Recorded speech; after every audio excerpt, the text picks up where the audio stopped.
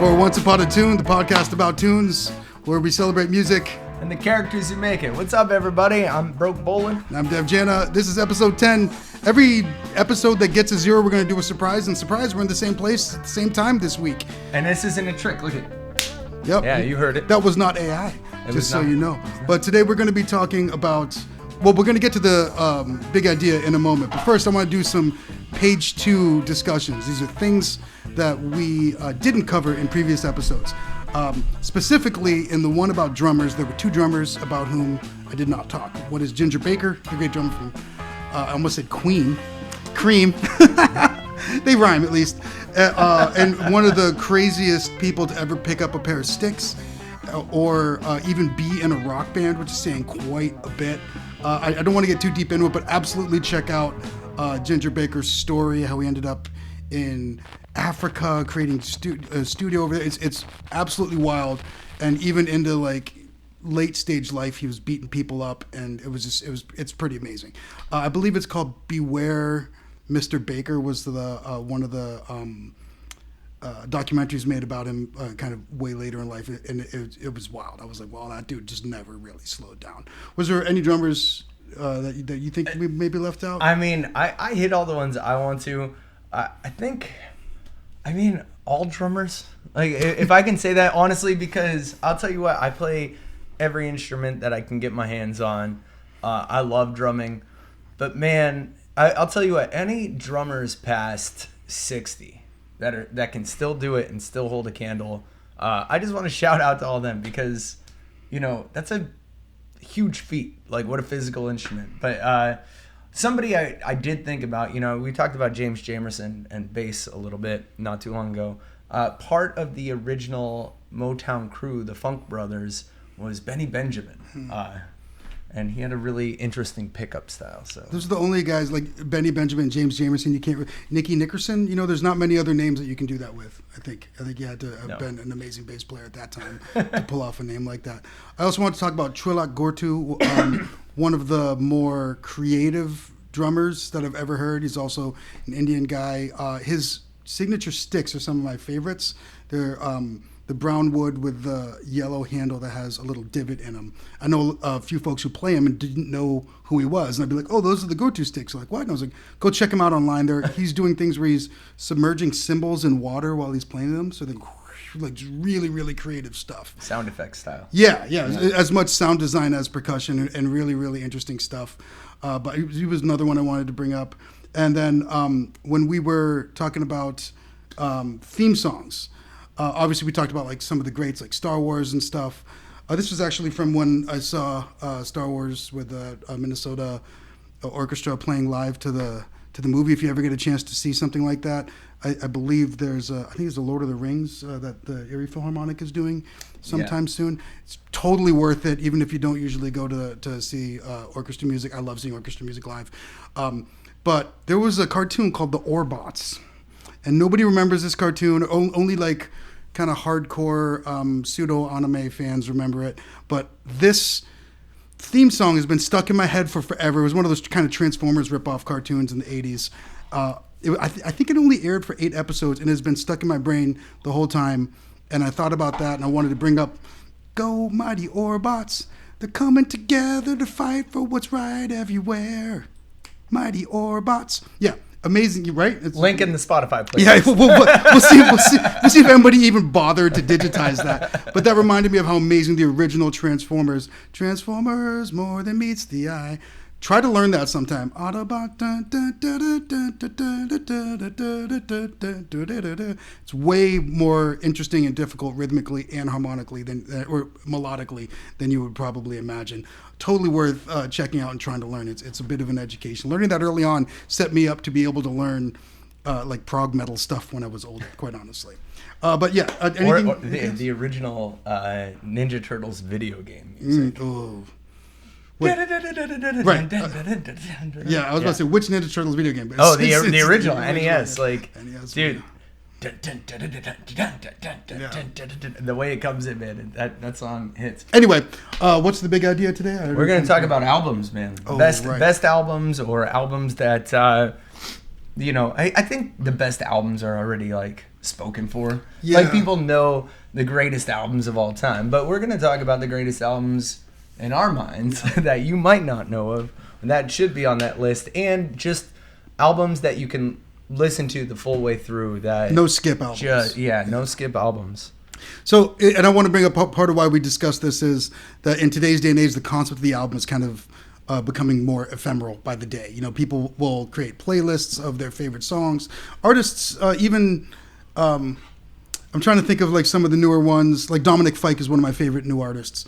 His 2020 album, What Could Possibly Go Wrong, I believe is the name of it. I love it from beginning to end, and I talked to a bunch of other people who listen to him more than I do, who've never listened to a full album of his, because they kind of listen to the singles, and I think he's blown up a lot. I think he's acting now more. I've never watched Euphoria because I don't have HBO streaming, HBO Max or whatever it's called. But, HBO Max. Apparently he's probably making a lot more money doing that, but his music, I think, is indicative of, he's one of the bigger stars of the last 5-10 years or something like that. And people are definitely listening to still definitely more singles. And the way that we consume music now is different than it was when we were kids and we'd get an album or a tape and you would listen to it over and over again and read through all the lyrics and stuff.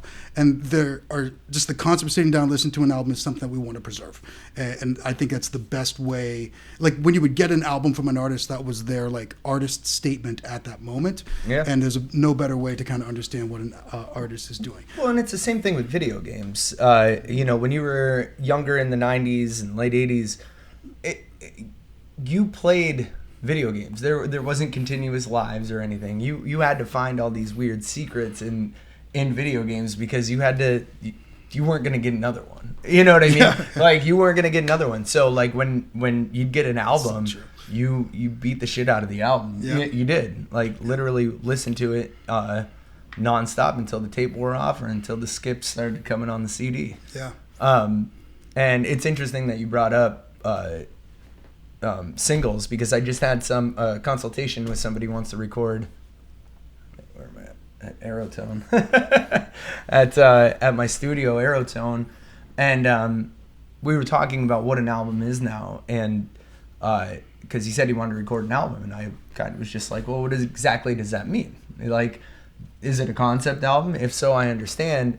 Or do you want to record a series of songs you have written and put them in one general package? Because I told him the way things work right now is just release singles of every single song until all the singles are done, and then call it an album. Repackage it, remaster them or remix them a little bit, put them all out as single versions, and then put them out as the album and take down the single versions unless there's a couple, really good ones you want to keep up. But it's just the way it is now. Yeah, and let me piggyback on that and say that like Nirvana is potentially my favorite band of all time, and I don't Nirvana, in case I don't talk about them enough. But I don't consider Incesticide an album because it is a collection of B-sides and other tracks, and and I'm on the fence. I do consider Unplugged in New York, the Unplugged album. I do consider that an album, but a lot of people don't because it wasn't.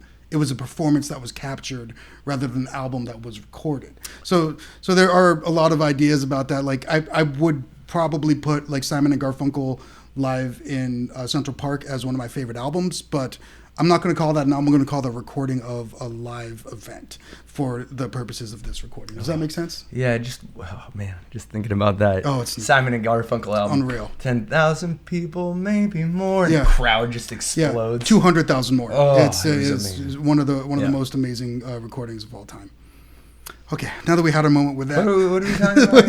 Yeah, perfect. No skip it's so albums. Weird. So, just for those of you who don't know, Dev lives in Minnesota. I live in Pennsylvania. We're from the same hometown, but Dev happened to be in town and was just like, "Hey, let's do the podcast." Yeah, in real time. And we decided that about an hour and a half ago. Yeah, exactly. So we were like, "All right, let's do it."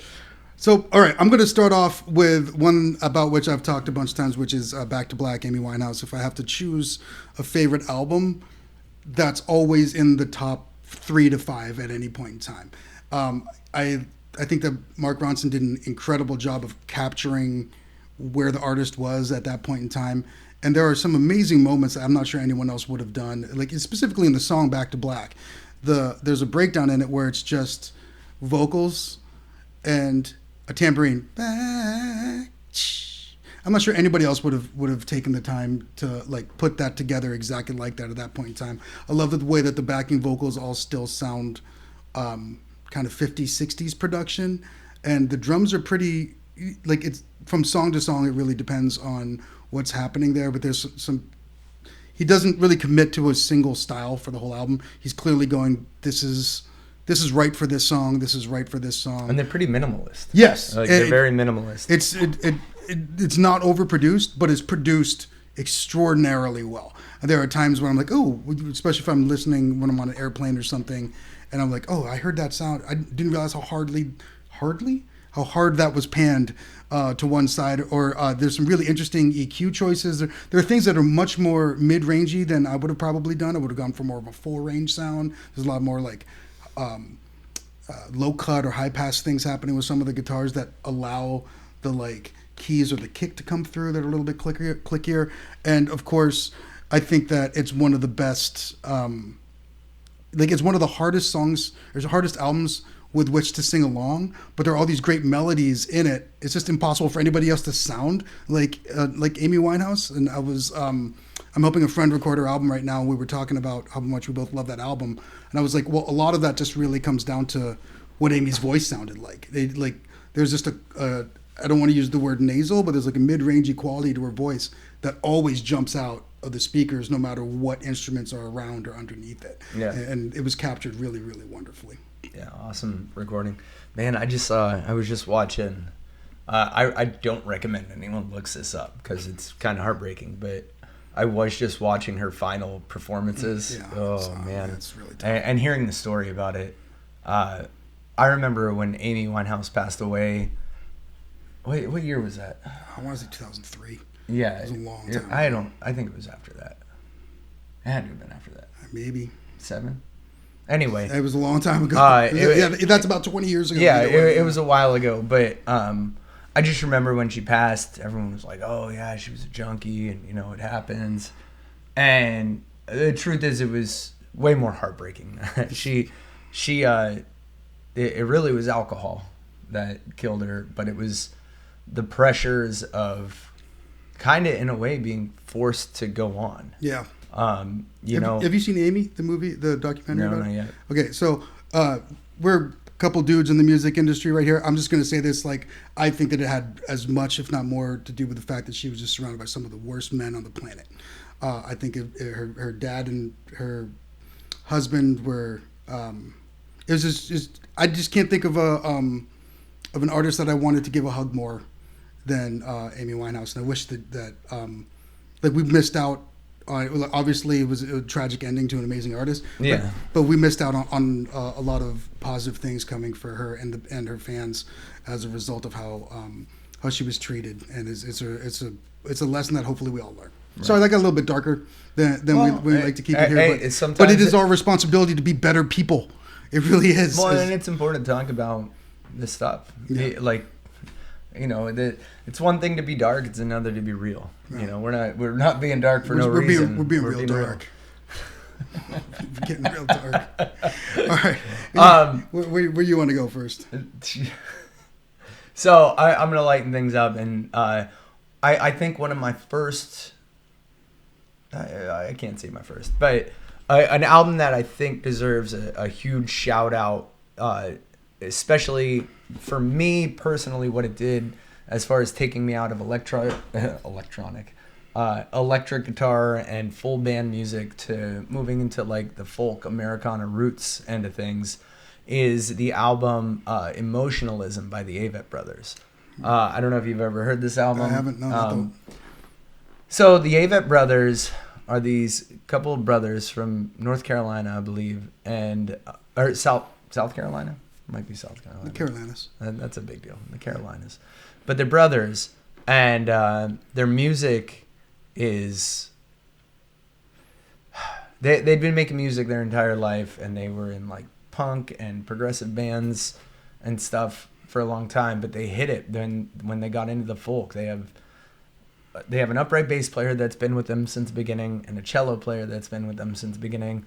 One brother, it's Seth and Scott Avett, and one of them plays banjo and sings, the other plays guitar and sings, and their harmonizing is awesome. That's wild, man. But their songwriting is just incredible. They broke every rule there was. Like they came out, I think this was their third or fourth album, but it was definitely the one that went from here to I remember seeing them at a local music festival here in Pennsylvania, and them saying, "We'll catch you around," and they were on the tour for this album, Emotionalism, and they're like, "We'll see you next year," and later that year they were on the Grammys playing with Bob Dylan, and I was like, I don't think we're gonna see him next year, you know, and they have not returned.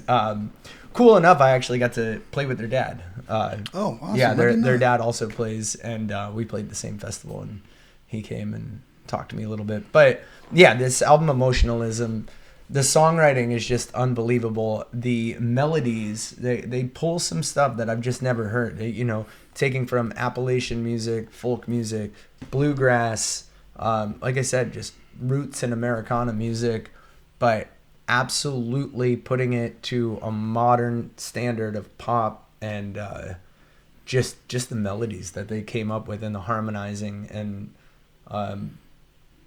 the roller coaster of a ride they're in their songwriting, because they're what brings their fan base to them is the fact that they are solid dudes, like good people, and it shines through in their music that they're just real wholesome, care about family, care about being kind, not too proud to admit their mistakes, which is one thing that's cool about that album. Is there's some songs where there's a line that's I'd like to say I'm a faithful man, but it may not be true. You know what I mean? Like, just the honesty. So if anyone was ever to check out the Avett Brothers, I would say that album all the way through is a definitive landmark for the aughts folk movement. You know, oh, that's it. I never thought that was absolutely a movement. I didn't realize that, but I hadn't thought of it. But that is absolutely one of the turning points. 1,000%. Yeah, 1,000%. Really cool. All right. So what do you got? Oh man, there's so many. Okay, so we're gonna get to some of the ones about which I kind of spoke in previous episodes, but I'm gonna bring up one that I think is wildly under discussed, and it's Jimmy Eat World's album Futures. I can listen to that album from beginning to end all the time, and I've found myself, first of all, I described it once to a friend as the best sing-along rock album I'd heard since the first Blind Melon album, which kind of gives us two there. Those are two perfect albums for me, and two that I revisit almost like to go hang out with an old friend. I've had, we've all had like really tough traveling experiences. Sometimes it's like driving on the highway for hours. Sometimes it's a 15-hour layover at O'Hare or something like that. And there are times. Why is it always O'Hare? Because it's in the middle of the country. It's in the middle of the country. You know, it'll get you. You're going somewhere from O'Hare or Atlanta or Detroit. I had like a 13-hour layover there one time. I literally had a 15-hour. I remember going in the middle of my 15-hour layover. I was going. It would have taken this long to drive. It would have taken less than this long to just drive. But anyway, I will often I find myself in those situations sometimes just going back to this album because it feels good, and I'm sitting there with my earbuds in, singing along to it, like sitting under a ficus tree in an airport. There are some really, really great melodies on there, and the big hit, "It Just Takes Some Time." Yeah, the middle it's probably my least favorite song on that album by like miles and miles and miles.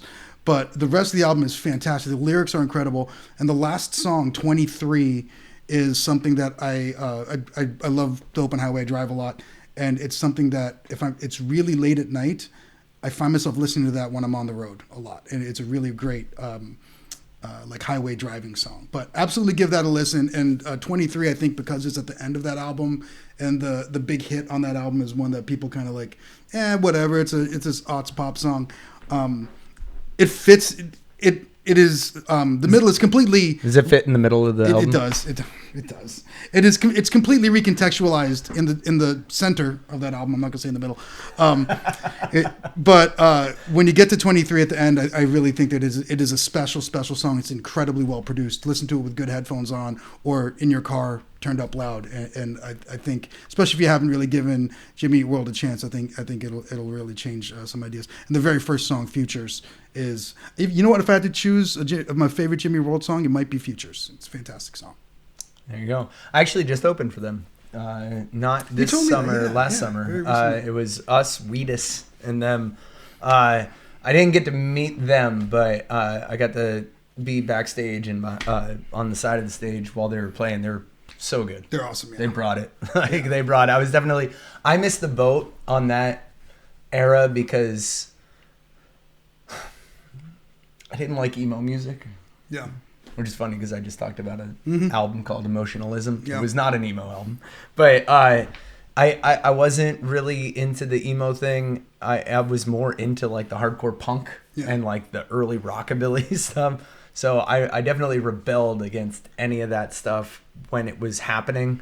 But I definitely missed out because I go back now and I listen to some great rock and roll at that time. I also kind of feel like they were like there were all these other emo bands like, I don't know, Hawthorne Heights and Dashboard Confessional that just did not connect with me nearly the way that Jimmy Eat World did. Like I wouldn't even consider Jimmy Eat World emo though. They were just from that era. They're more pop punk, but to me it was emo. I literally just think of them as like rock and roll of that time. That's what it was. They're a fantastic band. If you haven't given them a shot, and a lot of people didn't because of coming out in that era, and specifically the song of theirs that broke.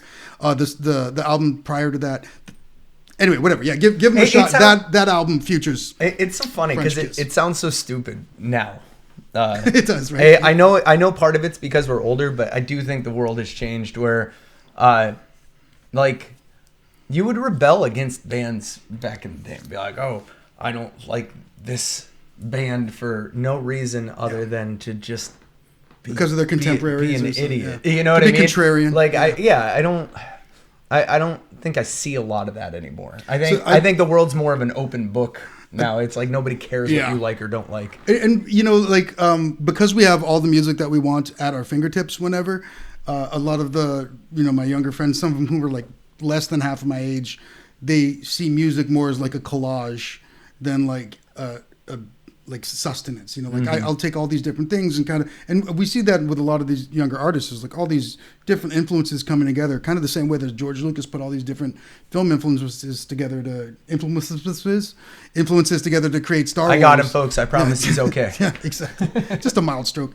But we're done with that, right? but there's like it's almost like a pastiche, collage that a lot of people can go through. Whereas, especially like when I was really young, like in the 80s and the 90s, what genre you were into was your identity. I'm a metal guy. Exactly. Like I'm a jazz guy or something like that. And you were, and to be fair, you were judged for that. Yeah. You know what I mean? Like, yeah, absolutely. That's the thing. When I said I wasn't into emo music, it's not that I didn't want to give it a chance. It's like I didn't feel like I was allowed to give it a chance because of the scene I rolled in, and I'm happy times have changed in that sense because like they were good times, but they had their toxic traits. Yep. And I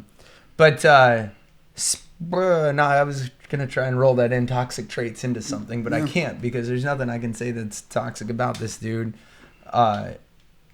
One of my biggest heroes and what I think is from the inside scoop that I've heard from the greatest artists of all time in interviews and stuff, this is almost thought of as the greatest live performance of all time that has been captured. And it's I'm rolling this into Maddie's music history with this one right here because I'm just going to talk a little bit about it because there's some cool history to it. It's Sam Cooke live at the Harlem Square Club. You've talked about this. Yeah. That sounds amazing. It's you know what? Keep them going for 1 second. Yeah, okay. I'll be right back. I got a prop. All right, well, while he's doing that, I'm going to just kind of bring up one of the ones about which I spoke. I believe it was on the last episode, which is Check Your Head by the Beastie Boys. It was the first album where they came back and they were playing instruments again. And it is, for my money, the best Beastie Boys album. I know that's something that is clearly overly discussed in the world, but it is more like getting an amazing mixtape from the Beastie Boys than actually listening to an album from beginning to end. Check that one out for sure. I leave him alone for 30 seconds and he's on the Beastie Boys. Yep. Every time. As always happens. All right. So, yeah, this right here, this is Sam Cooke live at the Harlem Square. This is almost working. There you go. There it is. It's framed. Yeah, and this is a Japanese copy, I think. Chinese? I don't know. You know what that is? Nope. Yeah. But anyway, I found this in a bin in Pittsburgh, and I was so happy that I framed it because it is hands down, without a doubt, my all-time favorite album. It was recorded in 1963, the year that Sam Cooke passed, and it got shelved for being too high energy and too much. Now we're talking 1963. We're looking at Prejudice. So Sam Cooke was extremely crucial in helping black artists, and well, he was just part of the team. You know, he was friends with Muhammad Ali. He was friends with Malcolm X. He was helping lead the charge. But what made Sam so good and so smart is that he knew how to play both sides of the fence, and with purity. You know, I'll just say, I don't know what other terms to use, but I'm going to put it this way. He came out with 2 live albums. One was live at the Copacabana, and he crooned and played all these sweet songs, and it was for the white people. This one wasn't. That's the best way I can put it. And it is so amazing to listen to. The energy, the feeling in his voice, the band is on point. I would give anything to be able to go to that room in that time period. The crowd is just off the chart. Him talking in between songs, he sounds like a preacher, but he is screaming, and you can hear the crowd being so receptive. He goes through every song you want to hear, he really hit a home run on it. And like I said, it was recorded in 63, got shelved for being too aggressive. Didn't come out until 1983. What? Got shelved for 30 years. Wow. And he died in 63. So you would think like somewhere along the line they would release it. Wow. It got shelved for 30 years. And when it came out, you know, all the famous musicians and artists who grew up listening to Sam Cooke and idolizing Sam Cooke by that point, like Springsteen and stuff, they all agree, like hands down, yeah, that's the greatest live recording. That's the greatest live recorded show of all time. And it really is. It's about 43 minutes long. It's not that long. But it's just full on. It is nonstop the whole time. I get goosebumps every time I hear it. His voice is just on point. You can hear him just prime Sam Cooke. Like, I don't know if you like soul music or not. If you listen to this album, you'll feel something, like hands down. So that's got to be out there for me. Wow.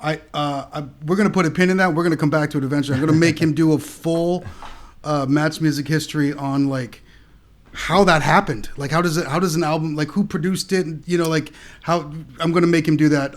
Stay tuned for a later episode. That sounds incredibly interesting. Go ahead. There's a great documentary. I don't know if it's on Netflix or what, but it's called The 2 Deaths of Sam Cooke. And they go into it a little bit on that. You told me about that before. Yeah. Unconceivable, unbelievable, grammar like a hammer, information receivable. Run DMC, tougher than leather. I know I've talked about it a bunch of times, man. This album still absolutely holds up. There's a few songs that are kind of, that's a little bit off, but I found myself, it's one of the few albums, I've listened to that album from beginning to end. Other than this, I was only alive for like a couple years in the 70s, but in the 80s, the 90s, the aughts, the 10s, the 20s, I've listened to that album multiple times in every decade that I've been able to listen to it, and it still holds up, man. I don't think anybody else would produce beats the way that they did back then. If you go back and listen to those old beats, it's like there's like a drum beat and two vocals going. And there's an old saying that like early on in one of the, I think it was on Raising Hell, it might have even been earlier than that. We were like, all right, so like we're gonna put horns and stuff on this. We'll get this all finished up. And they're like, nope, that's the song. And they're like, what? Okay. Now you listen to it, and it's so deliciously old school. It's like eating a great porridge or something that like, oh, this is the Mennonite recipe for like delicious porridge. It's like the hip hop version of that. What? You know. You want to listen to it now, right? And you should. You should listen to it from beginning to end. No, I just want some porridge now. And for everyone out there, when you come to the Twin Cities, go to Hell's Kitchen and get the porridge. It sounds weird, but the porridge at Hell's Kitchen, it's unbelievable. It's one of my favorite breakfasts in the world, and it's very possible that you'll have to wait in line to even get in for breakfast because that's how great that place is. But yeah, there's no other famous porridge that I can think of, but absolutely come and check that out. But Run DMC. Run DMC, yeah, exactly. The hip hop version of that is Run DMC's specifically Tougher Than Leather, and I know I brought it up on the pod here a couple times. The first time I ever heard a wah guitar, first time I ever heard that was on Tougher Than Leather, and it completely blew my mind. I was like, what is that? I thought it was a DJ. You know, I was like, what is he doing to the what's he doing to the scratch? And then I found out later that was a guitar, and that was before I even played guitar. But that album is magnificent. I think that both Run and Daryl Mack and are at the top of their game lyrically there, and there really isn't precedent for MCs kind of like backing each other up at different parts in their rhymes prior to that. And I'm not sure I've heard anybody other than we talked about. You know, there's a few MCs who like really are coming at you heavy, and you know, Public Enemy is another one that comes to mind, but they don't have that like that cadence that these two guys had when they were working together. It's like a porridge that is also like a mechanized panzer attack of amazing information and feeling coming at you. Dude, Deb grabbed his dictionary before he came today. It was a thesaurus. Yeah. Well, I'm gonna roll right into that because on my list I have Enter the 36 Chambers, Wu-Tang Clan debut album. How do you explain Wu-Tang to somebody who, like, in this generation? Like, how do you explain how important and different Wu-Tang was? You can't. Because, like, everything... okay, this is going to be kind of weird. So, I similarly had an experience with my wife who wasn't really into metal, and I was playing her some Ronnie James Dio. And she was like... Well, everybody sounds, he sounds like everybody else. I was like, no, everybody else sounds like this. That's right. Everything after him. And Wu-Tang was this crew of 9 guys coming out of Long Island. Staten Island. Staten Island. Shaolin. And it's just like so out of left field and so different and so creative. And you could tell that, like, not only were they always challenging each other to be better, but they were challenging each other just in general. And it's coming out in a way that is like... that we don't. I didn't see a precedent for that prior that like really made any sense other than like in like jazz jamming where you're trading eights with someone and you're trying to one up them is really amazing stuff. Yeah. That album. I mean, the group in general, the way they formed, their troubles and tribulations. I got the source. I know. That's why I looked at you. I was like, oh, I'm gonna have trouble with this one. They just came out of the gate with such a unique sound that was all their own, and they were a team. They weren't a crew, because you had crews before, but I don't know if you ever had a team or an army. And Wu-Tang was its own condensed army of talent and friendship, and not friendship, like, you know what I mean? Tension. Yeah. And that album, it just the sheer impact that album. I wasn't old enough when it came out. I didn't get into Wu-Tang until like my mid-30s, and the impact that had compared to all other rap I listened to. It was like there's rap music and there's Wu-Tang Clan. Like it was kind of a different, just this weird different feel to it. And every song on that album, it just hits a different level. There's attitude, but there's also like sadness, a lot of sadness in that album. With Tears would be the one that I would listen to. It's just a heartbreaking song about, one of their friends getting shot. And Cream. I mean, Method Man. Wu-Tang Clan ain't nothing to fuck with. Dude. Shame on the guy. I think I talked about this. This was on the podcast. It might have been in one of our practices before we'd gone live. Where this would have been in 2008. I saw Rakim with Ghostface Killah and Brother Ali, and then in Minneapolis, and then about a month and a half later saw Wu-Tang in San Francisco, where my sister was living at the time.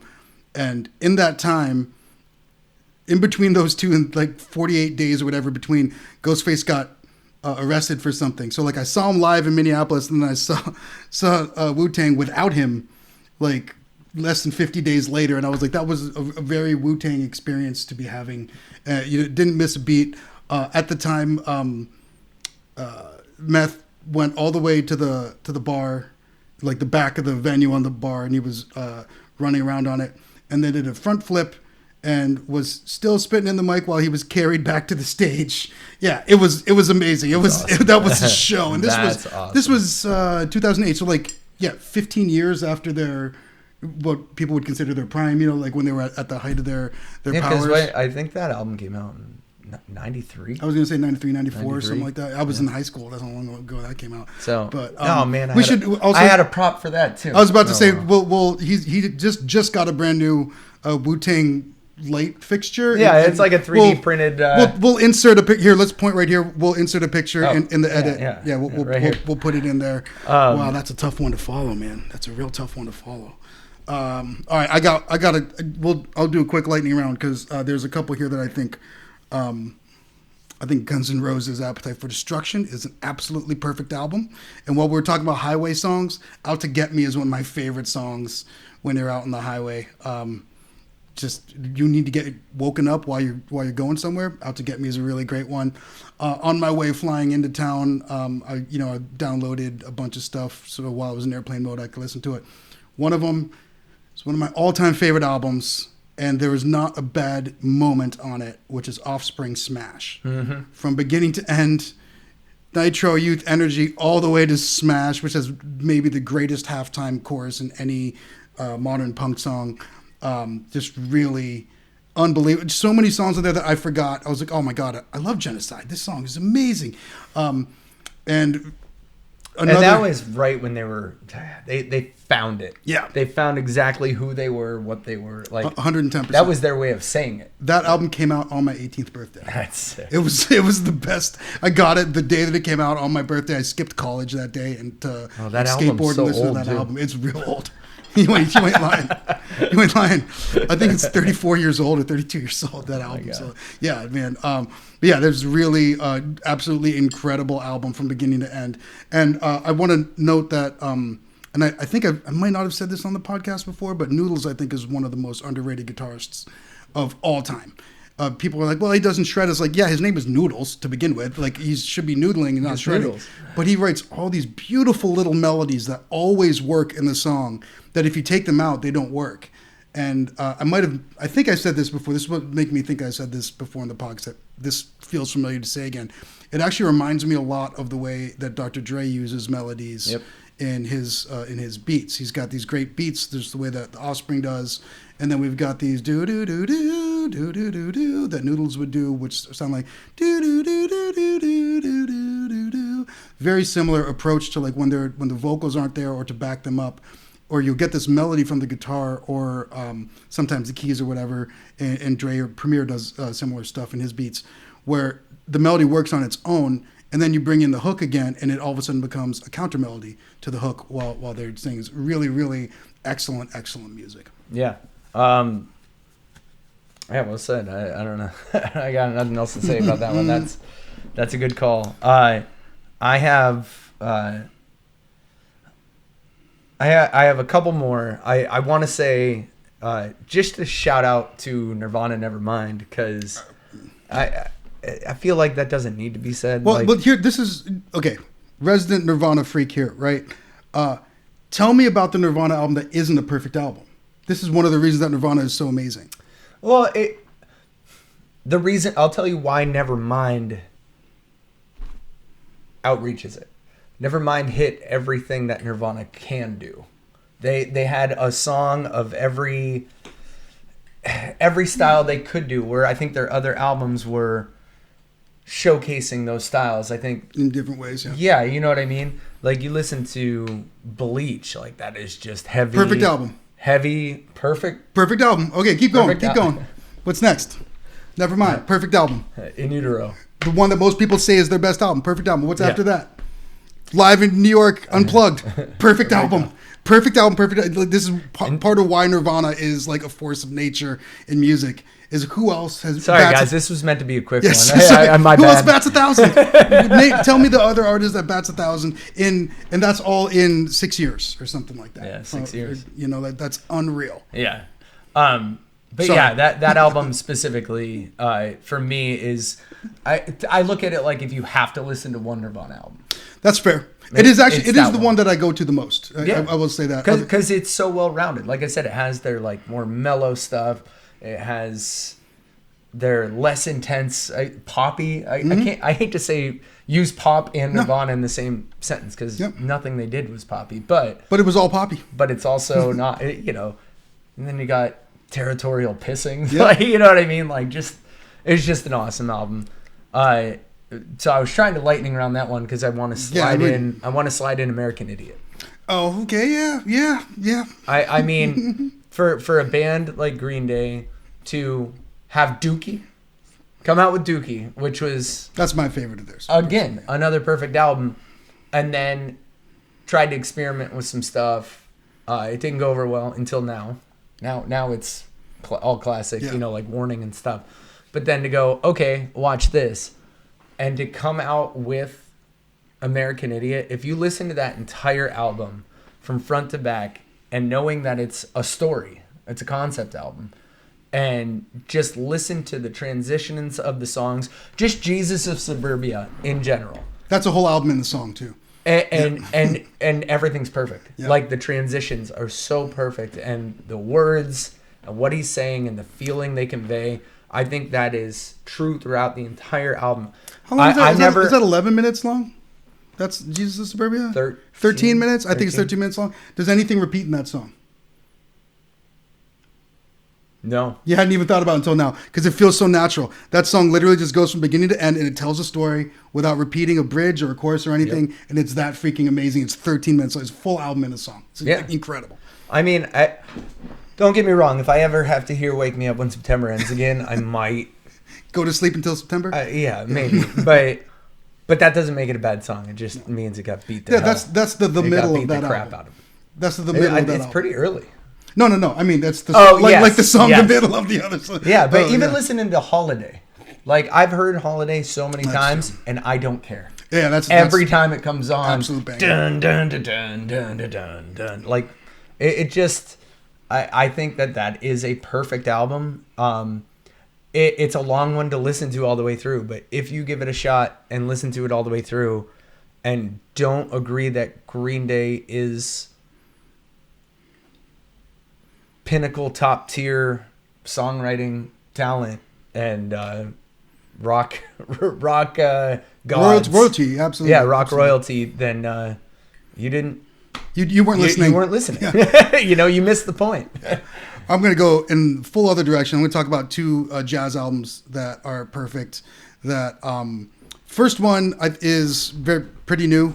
And I'm going to say Julian Lage is my favorite living guitarist.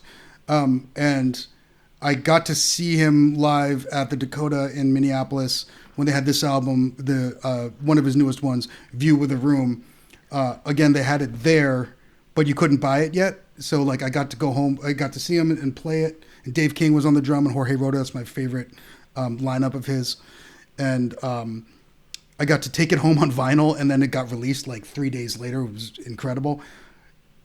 It's a perfect album. And this is going to sound super weird because the great Bill Frisell is guesting as the guitarist, as the second guitarist on my favorite song on that album, Tributary. But I prefer the version of that song without Bill Frisell on it. But it's still a perfect album. I don't know how they do. I don't know what kind of like musical judo they've managed to pull off there. But this album is magnificent from beginning to end. I don't know how to kind of explain it. It's like, if you ever had like a perfect piece of candy, like each song is like a perfect piece of candy. Here's a perfect example. If Kit you're Kats. Sorry. Well, if you're not from Erie, how do you explain to people what sponge candy is who aren't from around here? Oh, so sponge candy is a candy that was made in our hometown, in Erie, Pennsylvania.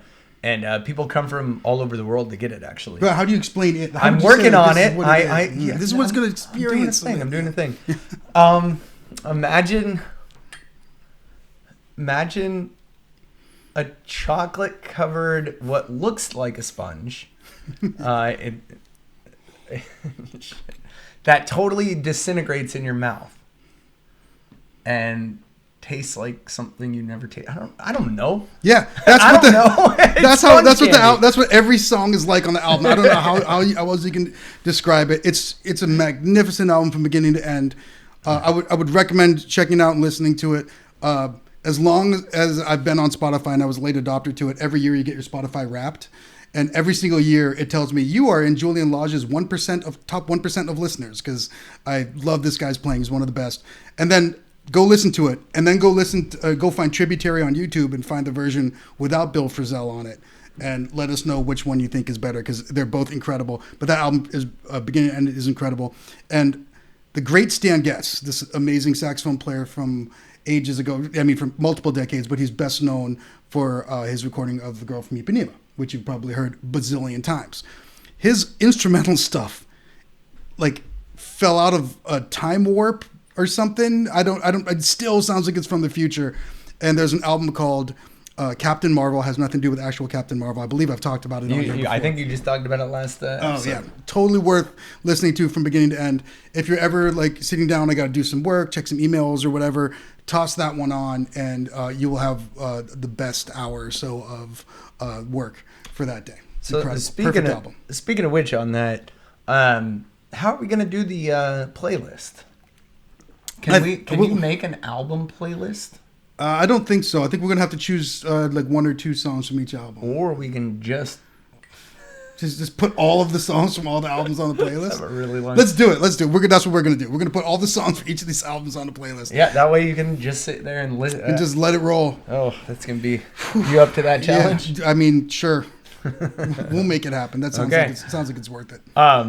But yeah, so don't forget, y'all, if you go to onceapod, UPOD, attune.com, we upload every episode there, and there's a link to the Spotify playlist to go with every episode. And Deb works his butt off on these playlists. They're awesome.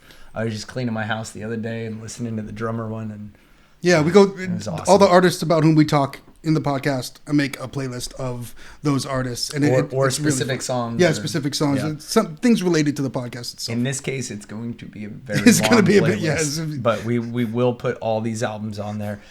Allegedly, we'll see. Well, maybe not the ones that we lightning rounded. I'll just do like one or two songs on, and then you can go to the link and check out the album. So that's gonna bring me to my final two. Don't worry, it's actually one. Okay. But I'm lumping them. It wasn't technically... I need to research more about how it happened, because I think they recorded it all together and then just released two different albums at the same time, but it wasn't a double album. And we're talking about... I said for years that these might be, to me, I understand if they're not to everyone else, but to me, two perfect... Listen all the way through, and you will get everything you need out of this band. Talking about Hypnotized and Mesmerized by System of a Down. From start to finish, man. They hit every level you want to hit. And again, it's kind of like Nevermind. There's really heavy stuff in there. There's really raw stuff in there. There's really sweet stuff in there. There's beautiful harmonies. Mm-hmm. Beautiful melodies, lots of different instrumentation in it. It to me is, and I have a lot of friends who love System of a Down, and they don't understand why I love this album so much. And I think it's because I didn't love System of a Down. I liked System of a Down. until I heard these albums. And when I heard these albums, that made me go, oh, System of a Down's incredible, but now godly. You know, like to me, because it's one thing when people perfect their style. It's the coolest thing to hear. Offspring, Smash. Hearing somebody like just nail it. They got their style. They know what they are. They know what their thing is. They know their potential.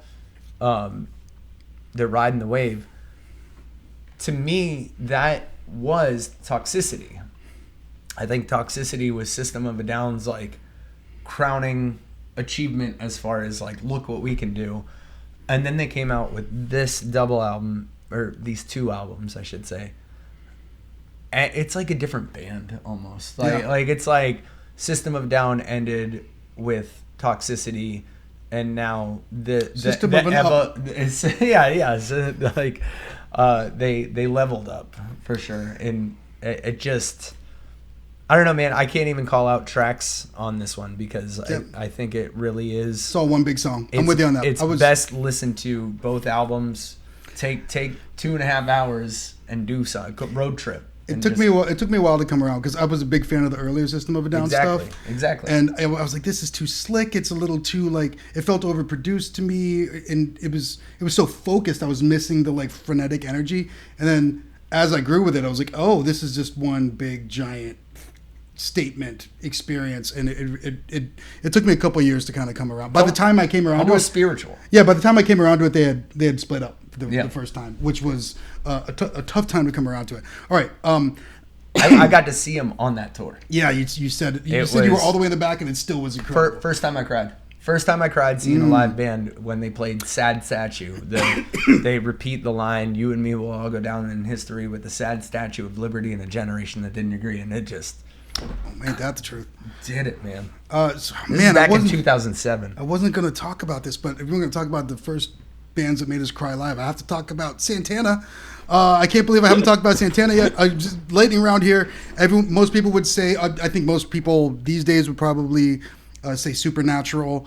But prior to that, I think most people would have probably said Abraxas, the second album. But I'm going to say Santana 3. Widely overlooked. Listen to that album. It is, the production on it's incredible, and I'm specifically going to just call out the song Taboo. It's one of my favorite Santana songs and one of the most screaming guitar parts I've ever heard. So, all right, I was totally not going to say that, but I'm going to pull out a couple others because we should wrap this up relatively soon. We're coming up on now he's getting nervous because he's seeing how much work he's going to have to put in this playlist. The more we talk, the more work the playlist is going to take. Most people would say Pink Floyd's The Wall is their masterpiece. I believe that it is Animals.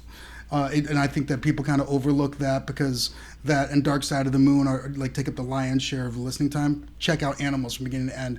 Unbelievable. If I had Desert Island albums to listen to, one of the all-time great, perfect albums, nothing else feels like it. Pork Soda by Primus. Like, unbelievable album. It just sound. My buddy Sharif said he was not a Primus fan, and when we were roommates, I was like, dude, you gotta check it. I know it'll take you some time to get into this, and I was like, we're gonna listen to this whole album. Sat him down, and about halfway through, he goes, Primus makes me feel like I'm a giant machine just breaking shit. And I was like, it's exactly what it feels like to listen to that album in specific. Oh man, there's so many others. Do you have any others you want to lightning round through? Because I mean, White Blood Cells by the White Stripes. That was probably my first experience of being able to listen to an album all the way through and go, I don't know what's wrong with this. Yeah, exactly. I don't know what's wrong with this. But yeah, White Blood Cells specifically, I think just kicks ass. All right, this is going to be a controversial one. Limp Bizkit's Significant Other. Which one was that? 1999. It's the one with Nookie. Is that the one with like the graffiti art of him like doing this with the hat on? Yeah. Okay. Yeah. Incredible album. I've had zero problems with it. My old bassist Gerald, when it was something I was playing all the time in the van back in the day.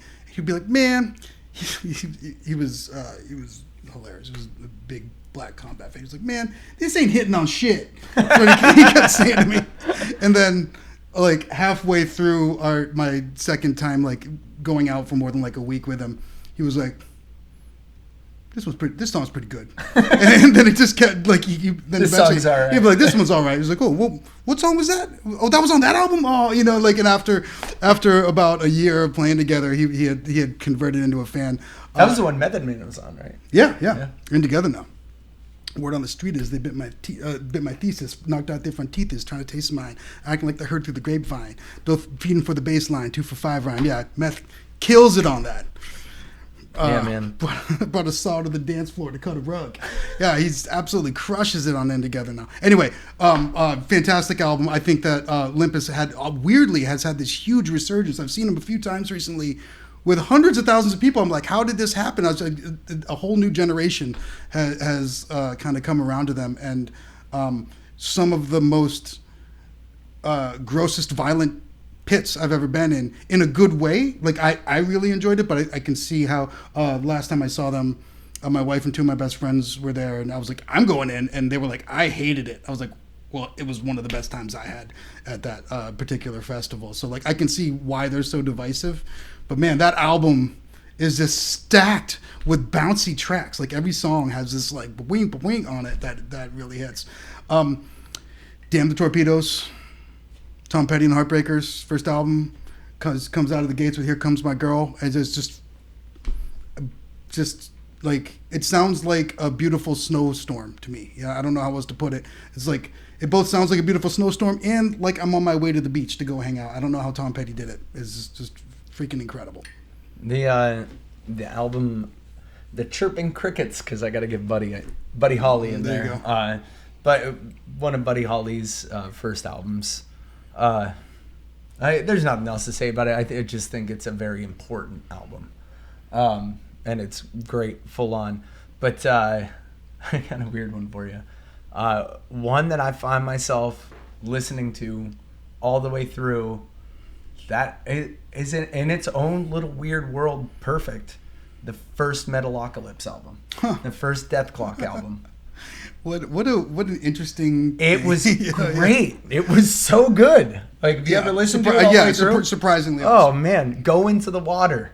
Like when they hit that dun dun dun dun dun dun dun dun. Oh, I just think I knew that was gonna be a funny one to put in there, but Brendan Small really. Yeah, dude can write like and play, and found a lane that nobody else has traveled. I can't let us wrap this up without bringing up Jane's Addiction's Ritual de la Habitual, one of the greatest and now most overlooked albums of the 90s. Not a bad second on that album. Not a bad note on that album. Do we have anything semi-modern, or are we just a couple old guys talking about kick-ass old school music? Yeah. I'm okay with that, but... Well, I brought up Dominic Fike, and I think that album is... I mean, that's now 6 years old. I'm trying to think... Well, a lot of it is that people are not releasing albums; they're releasing a lot of EPs, and that's exactly what I was gonna get at. Is like I can't think of any modern albums that speak to me that way because I don't. Bloody Wood, Rack Shack came out last year. Bloody Wood, Indian metal. I'm so excited! I'm going to be seeing them in about 5 weeks. Do you know what the name of their tour is? What? System of a Brown. That's awesome. Yeah, if you have not listened to Bloody Wood yet, go check them out. They're actually doing one of their first U.S. tours. If you can imagine Indian folk metal, it's that times 5. It's incredible. System of a Brown. Yeah, that's the name of the tour. That's the name of the tour. The album is Rack Shack, came out last year. It's magnificent beginning and end. Yeah, I'm gonna say we need to cut. We if you guys can't find some good music, then like.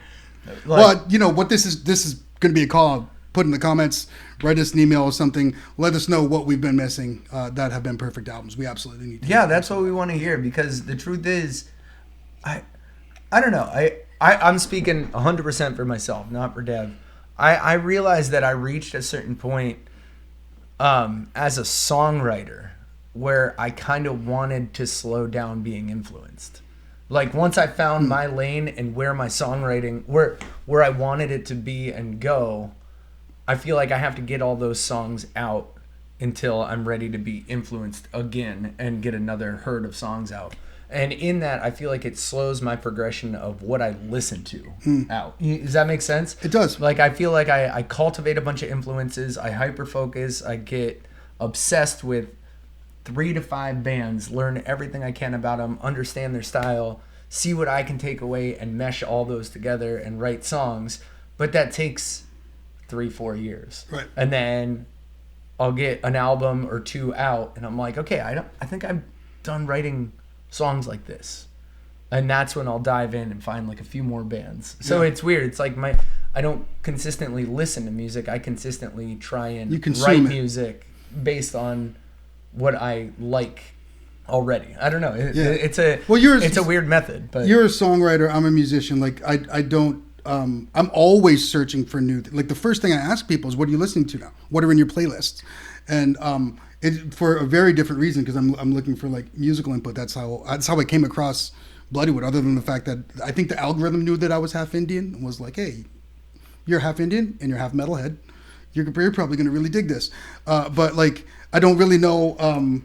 I guess some of the other modern stuff I brought up was Julian Lage, jazz and not like popular music. But like some of the newer folks that I listen to, it's like I've never listened to an album of theirs, and I've looked some of them up, and it's like, is there an album, or sometimes it's a bunch of EPs. It's a lot of singles and EPs, and there's nothing wrong with that. It just, for the sake of what we're talking about, I mean, is the album dead?